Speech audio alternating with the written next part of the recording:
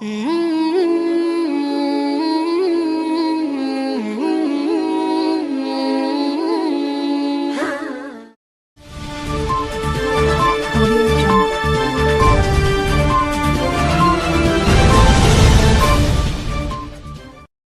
Times کے اس خاص programme میں آپ کا خیر مقدم ہے۔ آج ہمارے ساتھ موجود ہیں محترمہ شہناز انجم صاحبہ۔ آپ معروف سوشل ایکٹیوسٹ ہیں، اکیڈمک سے آپ کا تعلق ہے، اور خاص بات یہ ہے کہ آپ مدرسے کے بچوں کو اپنے گھر پر انگریزی کی تعلیم دیتی ہیں، اور تعلیم آپ فری میں دیتی ہیں، مفت دیتی ہیں۔ آپ کا مشن اور مقصد یہ ہے کہ مدارس کے طلبہ مینسٹریم سے جڑے، مدارس کے طلبہ عصری تعلیم بھی سیکھیں، اور اتنی انگریزی ہندی انہیں آنی چاہیے جس سے وہ اپنی ضروریات زندگی کو اچھی طرح گزار سکے، اچھی طرح معاشرے میں رہ سکیں، کہیں پر انہیں ذلتوں کا، رسوائیوں کا، پریشانیوں کا سامنا نہ کرنا پڑے۔ آپ ایک مدرسے کے بچہ کو اپنے گھر پر پڑھاتی ہیں، دلشاد گارڈن میں آپ کا گھر ہے، اور اس کی وجہ سے بچوں میں کافی تبدیلی آئی ہے۔ بچے انگریزی بولتے ہیں، انگریزی پڑھتے ہیں، اور اس طرح وہ بچے ایک ماڈرن بچے بن گئے ہیں۔ ایسا نہیں کہ ان کے اندر تقیانوسیت ہو، یا صرف وہ حفظ کر رہے ہیں تو صرف حفظ قرآن شریف کو ہی پڑھنا جانتے، اس کے علاوہ کچھ نہیں۔ تو ایسی بہت تبدیلی کی ضرورت ہے کہ ہم مہم لوگ چلاتے ہیں کہ مدرسہ کے طلبہ انگریزی سیکھے، اور یہ کوشش خود آپ نے کی ہے اور بہت تبدیلی آئی ہے۔ اسی سلسلے ہم بات چیت کریں گے، دیگر امور پر بھی تذکرہ کریں گے۔ آپ کا بہت خیر مقدم ہے شہناز انجم صاحبہ کا ملت ٹائمز کے آفس میں تشریف لائیں۔ آپ ہمیں یہ بتائیں پہلے کہ بچوں کو انگریزی پڑھانے کا شوق آپ کو کہاں سے پیدا ہوا؟ میں نے اپنے بیٹے کو قرآن حفظ کرنے کے لیے مدرسے میں بھیجا سب سے پہلے۔ تو کچھ دن کے بعد بیٹے نے بولا کہ مما مدرسے کے بچوں کو یہ بھی نہیں معلوم کہ سنڈے کو یا فرائیڈے کو انگلش میں کیا کہتے ہیں۔ تو یہ بات میرے کو بہت ہرٹ کری کہ مطلب بچے اتنے انوسینس ہیں، اتنے معصوم ہیں اس ٹائم میں، ایسی جب دنیا پتہ نہیں کہاں سے کہاں پہنچ رہی ہے، اور ہمارے قوم کے بچوں کو اتنا بھی نہیں معلوم، تو پھر کل کو یہ کیسے جب باہر جائیں گے تو کیسے بینک کے کام، کیسے ہاسپٹلوں کے کام، اور کیسے اپنی ساری ضروریات پوری کریں گے۔ تو میں نے کہا کہ ان بچوں کو میں پڑھاؤں گی۔ تو میں نے جب قاری صاحب سے بات کری تو انہوں نے کہا کہ یہ باہر نہیں جائیں گے، یہ مدرسے میں ہی رہیں گے اور مٹر گشتی کریں گے باہر جا کے۔ تو میں نے کہا میں پڑھا دوں گی یہاں پہ آ کے۔ جب میں وہاں پڑھانے کے لیے گئی تو ان کو شاید یقین نہیں تھا کہ یہ یہاں پڑھانے کے لیے آ سکتی ہے۔ تو انہوں نے کہا یہاں لیڈیز آئے گی تو یہاں کا ماحول خراب ہوگا۔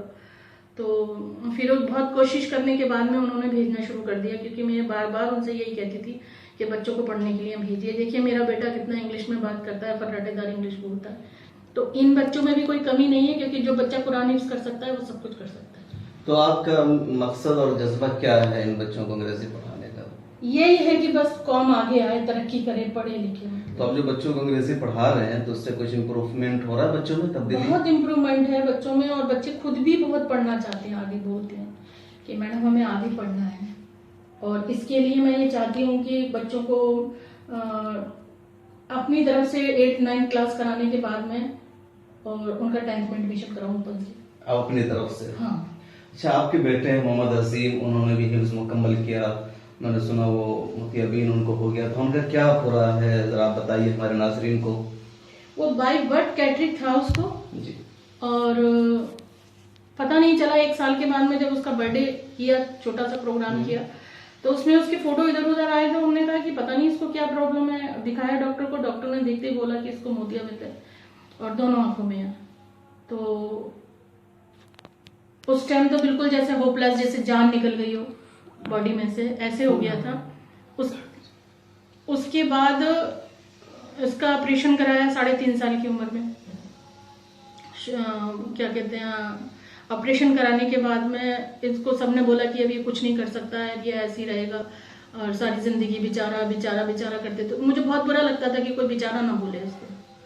پھر میں نے 7 سال کی عمر میں، میرے بھائی ہیں بڑے، انہوں نے آپریشن کرایا تھا، اور پھر میں نے اس کو اسکول میں ایڈمیشن کرایا، اور میں نے اس کے اندر یہ چیز پیدا کری کہ تم سب کچھ کر سکتے ہو، تمہارے اندر کسی چیز کی کمی نہیں ہے، تم سب کچھ کر سکتے ہو۔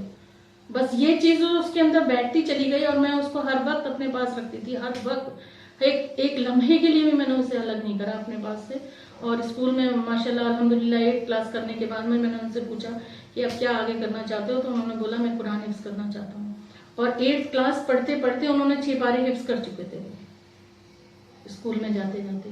تو انہوں نے بولا میں قرآن حفظ کرنا چاہتا ہوں۔ میں نے کہا ٹھیک ہے، پھر وہ انہوں نے قرآن حفظ کرا 2 سال میں، اب ان کا 10th میں میں نے ایڈمیشن کیا۔ چلیے ماشاءاللہ، بہت اچھی اسٹوری کی ان کے کہ جو بیٹے تھے چھوٹے انہیں متیابین تھی، شکایت تھی، اور اس طرح انہیں علاج کرایا اور قرآن کریم کو حفظ کرنے کا شوق ہوا.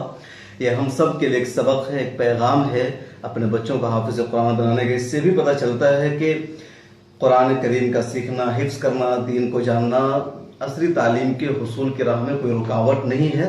محمد عظیم حافظ قرآن بھی ہے اور 10th کلاس میں وہ پڑھ بھی رہے ہیں. میں آپ سے یہ جاننا چاہوں گا کہ ابھی طلاق کا مسئلہ ہمارے ملک میں موضوع بحث ہے، اور بی جے پی کی سرکار جو ہے وہ اس کو کیچ کر رہی کہ مسلمانوں پر، مسلم خواتین پر طلاق کے نام پر ظلم ہو رہا ہے. تو کیا بی جے یا جو حکومت کا یا دیگر لوگوں کا جو موقف ہے کہ طلاق کے نام پر مسلم خواتین پر ظلم ہو رہا ہے، اس میں آپ کی کیا رائے ہے؟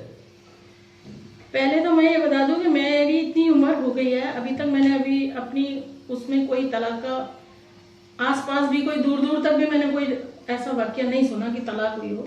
اور دوسری بات یہ کہ اگر طلاق ہے لیڈیز کو یا مسلم خواتین کو، تو طلاق اگر ایک ہی بار میں دے دی تو وہ تو ہو گئی، لیکن اس کی سزا ملنی چاہیے.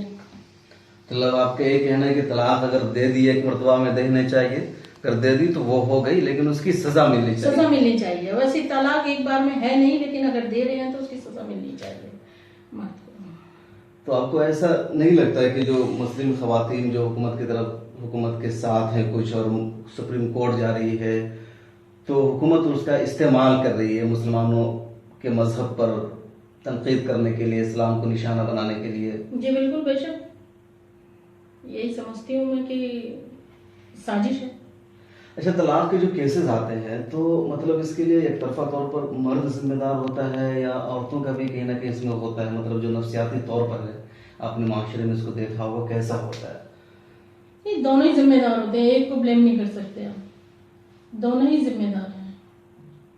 کیونکہ آج کل برداشت تو بالکل ہی ختم ہوتی جا رہی ہے. اب یہ زیادہ تر یہ سوچتے ہیں کہ یہ لیڈیز ہے تو اس کے اوپر ظلم ہو رہا ہے. ایسا کچھ نہیں ہے، عورتیں بھی کہیں کم نہیں ہیں. عورتیں بھی کہیں کم نہیں.